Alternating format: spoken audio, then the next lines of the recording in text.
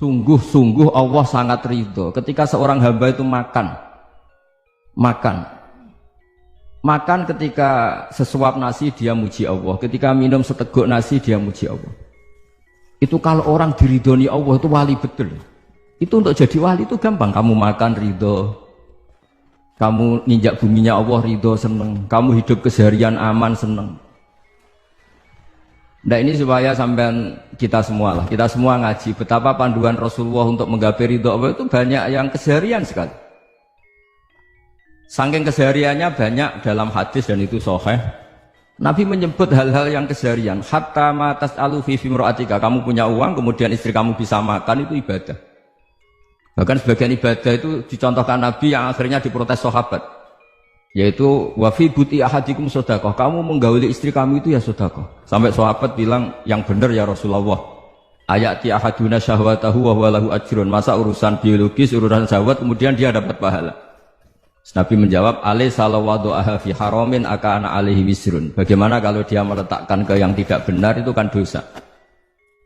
Nah, hal-hal seperti ini yang saya ingin teman-teman semua. Saya juga agak ingin ngaji demi Anda juga agak ingin. Itu dosa sekali ngaji kok pesanan kelompok tertentu itu enggak boleh. Islam itu untuk semua. Jadi ya cuma karena di depan saya jenengan ya seakan-akan jenengan korbannya. Itu ada ilmunya dalam usul fikih itu. Jadi orang itu harus ngaji usul fikih.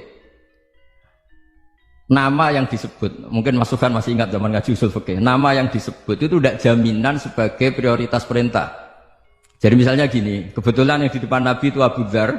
Nabi ya bilang, ya Abu Dzarin ini uhibbuka misalnya, atau ya Mu'ad ini uhibbuka, atau ya Abu Hurairah ini uhibbuka misalnya. Banyaklah riwayat yang Nabi nyebut ya Abu Dzarin, ya Mu'ad, ya Abu Hurairah.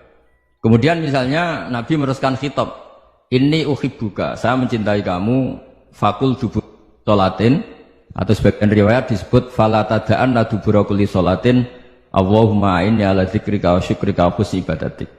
Saya mencintai kamu, siapa saja, Mu'ad bisa, Abu Dzar bisa siapa. Saya mencintai kamu, mohon kalau habis sholat kamu jangan lupa wiridan Allahumma a'inni ala dzikrika wa syukrika wa husni ibadatik. Ya Allah, tolong kami permudah supaya mudah ingat engkau. Anda tidak bisa mentang-mentang, wong nama saya Parmin, nama saya Purnomo, itu yang diperintahkan Mu'ad misalnya. Jadi yang disebut satu, tapi khitab itu untuk siapa saja. Saya teruskan ya. Jadi saya mohon semua kita melakukan kebaikan itu, kalau dalam kaidah fikih disebut al-yakin la yuzalu bisyak. Banyak kebaikan yang kebenarannya itu 100%. Tidak punya efek samping ke pihak lain, ke kelompok lain, ke komunitas lain.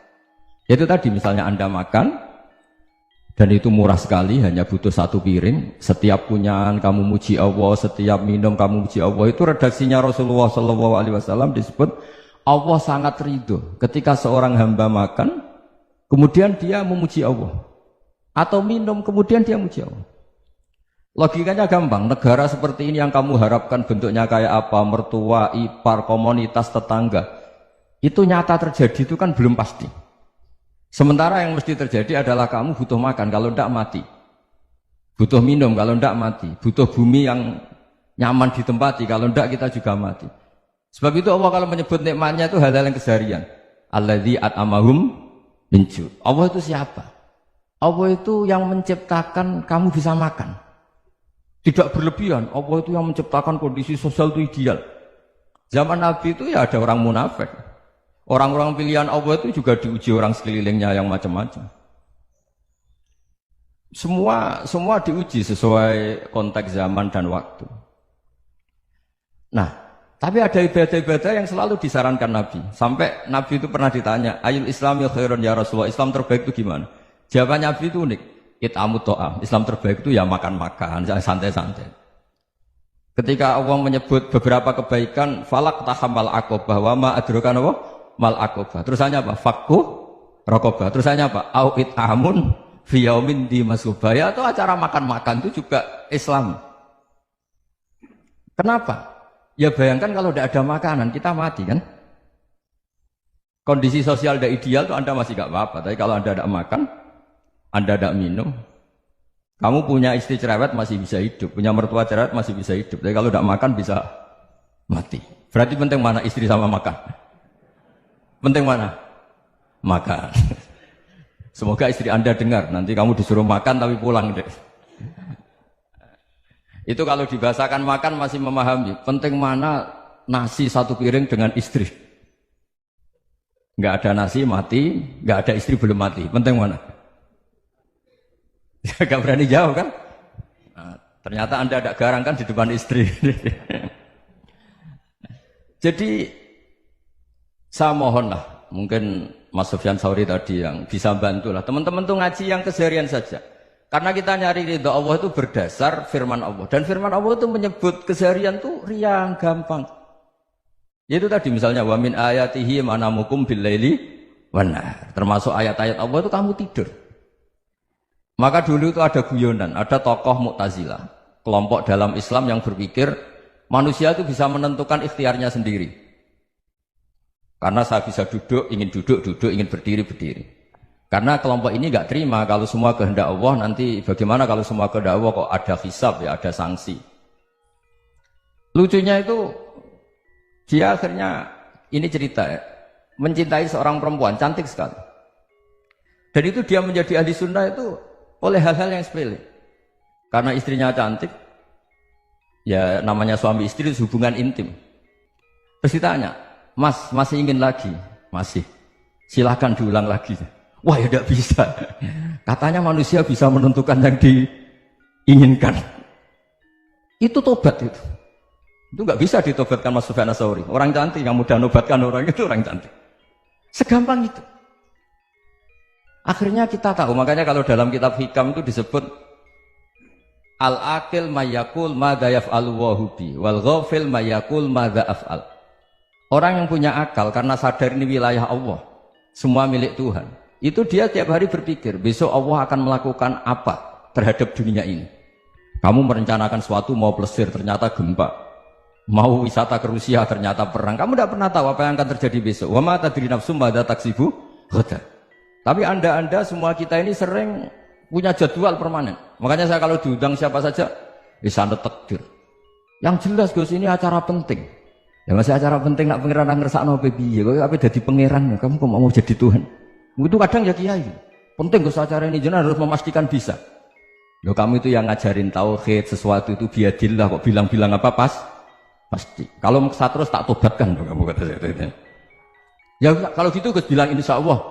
Wah itu hati saya, fisik saya, roh saya sudah bilang insya Allah. Tidak usah kamu latih kata saya. Nah hal-hal tauhid keseharian itu gampang sebetulnya. Wal ghafil yaqulu madza af'al. Tapi orang yang lupa Allah dia setiap hari bilang besok apa? Kita bisa melakukan apa? Seakan-akan dia itu aktor, dia penting, dia subjek permanen, dia. Padahal kita ini hanya objek kehendak Allah Subhanahu wa taala. Karena kita yakin sesuatu yang terjadi di alam raya ini kita tidak bisa apa-apa.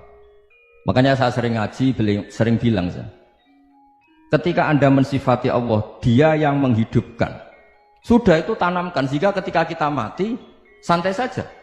Kenapa santai? Allah punya cara menghidupkan kita. Zaman kita hidup juga gak tahu caranya ngelola jantung, ngelola paru-paru. Kamu juga gak tahu ngelola oksigen yang tidak beracun, tidak mengandung polusi. Tahu-tahu hidup. Gak ingin tua ya tahu-tahu tua, gak ingin mati tahu-tahu mati. Selama ini kita hidup juga agak tahu apa sebetulnya. Hanya gaya tok, punya jadwal, punya planning. Kalau kamu bisa menentukan pilihan Anda, pasti Anda istrinya cantik, 4 neriman semua, qanaah semua. Nyatanya enggak kan? Sudah 1 jelek, cerewet. Oh itu kan, nyatanya enggak bisa apa-apa Anda kan? Dan kamu bawa mati lagi. Itu kan. Istri Anda juga gitu, punya keinginan, punya suami yang ganteng, yang jabat, yang riman, yang enggak poligami. Ya tidak kesampaian juga. Kalau kita ngitung tingkat kegagalan kita itu gagal terus. Ya kan?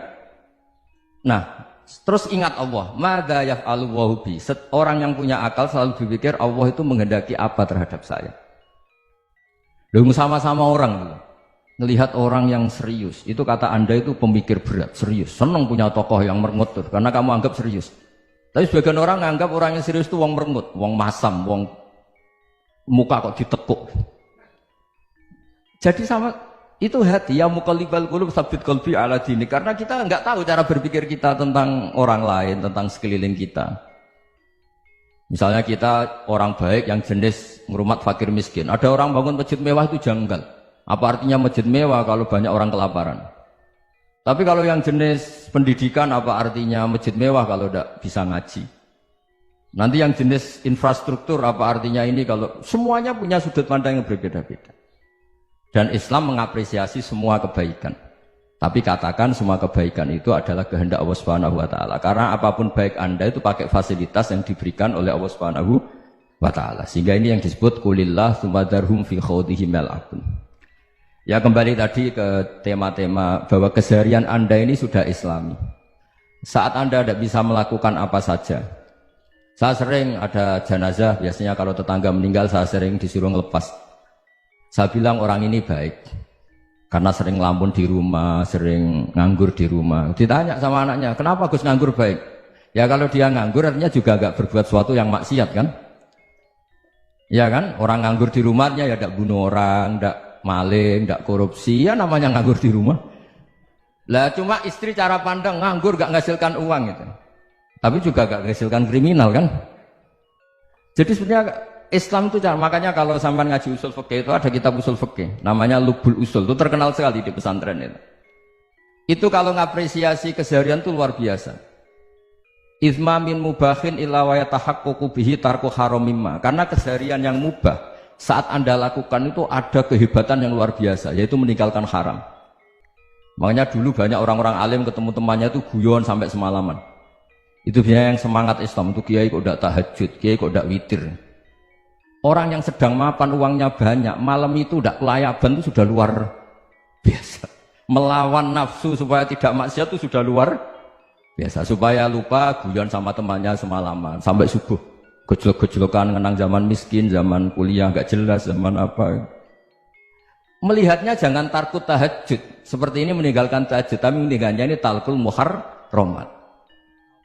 Jadi kayak apa hebatnya? Sehingga Imam Ghazali punya riwayat yang agak unik. Hatta takuna ibadatu akhiri hadil ummah iku an-naum. Sehingga suatu saat ibadah terbaik umat ini itu tidur. Itu kan riwayat kontroversi. Ketika Imam Ghazali ditanya, kenapa iya? Kenapa kamu mulai keluar dari rumah itu sudah banyak maksiat? Melihat perempuan yang enggak mahram, melihat fenomena. Tapi kalau kamu tidur itu enggak melihat apa-apa. Tapi juga kamu jangan menganggap tidur itu ibadah betul. Saatnya melakukan fardu ain malah masih tidur. Tapi itu sudut pandang yang menjadikan kita Islam itu gampang. Jadi saat Anda tidak bisa aktivitas apa-apa, misalnya ada beberapa orang yang lumpuh. Lumpuh itu memang nggak bisa Jumatan, nggak bisa ibadah, tapi dia juga nggak bisa maksiat. Tidur itu memang Anda saat itu tidak bisa tahajud, tidak bisa witir, tapi saat itu ada zina, ada maling, tidak gosipkan orang, tidak bully orang, tidak menanamkan kebencian, tidak hasud. Sehingga tidur menurut Allah Ta'ala wa min ayatihi manamukum billaili apa? Wan-nahar. Karena di tidur itu selain ada unsur istirahat, jaga kestamina, juga ada unsur meninggalkan beberapa keburukan. Nah saya mohon ibadah yang keseharian ini kita jaga. Supaya kita semua baca ayat itu fasih. Fasih itu tertanam di hati. Allah itu siapa?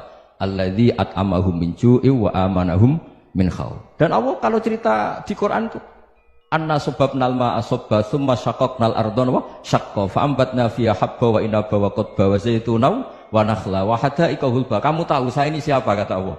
Saya ini adalah Tuhan yang menurunkan air, kemudian ada tanaman banyak. Habba wa inaba wa qadba, ada zaitun, ada tin, kalau orang Jawa mungkin ada tela, ada padi, ada mangga, ada pisang. Sudah. Wa inaba wa zaituna wa nakhla wa hadaika hulba. Ada perkebunan yang lebat. Tujuannya apa? Mata Allahkum, silahkan kamu pakai, kamu nikmati. Tapi karena kadang kita ini punya ide-ide besar. Tadi untuk syukur saja nunggu punya istri riman, rumah baik, tetangga baik, komunitas baik, semuanya baik baru syukur. Lama-lama nanti ada di surga, syukurnya nunggu surga paling kelas A. Itu sudah ada yang menghuni Rasulullah, kamu nggak boleh di situ. Masa untuk syukur saja? Repotnya Masya Allah. Jadi mohonlah Quran yang kalau Anda hafalkan juz sama itu kan ada ayat-ayat yang kayak tadi. Ya, fal yanzuril insanu ila ta'ami. Coba lihat. Apa yang kamu makan nih? Dari mana? Dan untuk mempertahankan hidup kamu keseharian. Jadi jangan kira ibadah itu harus membentuk komunitas yang versi Anda. Ibadah itu harus yang hal yang mulu-mulu. Kesehariannya Anda alami.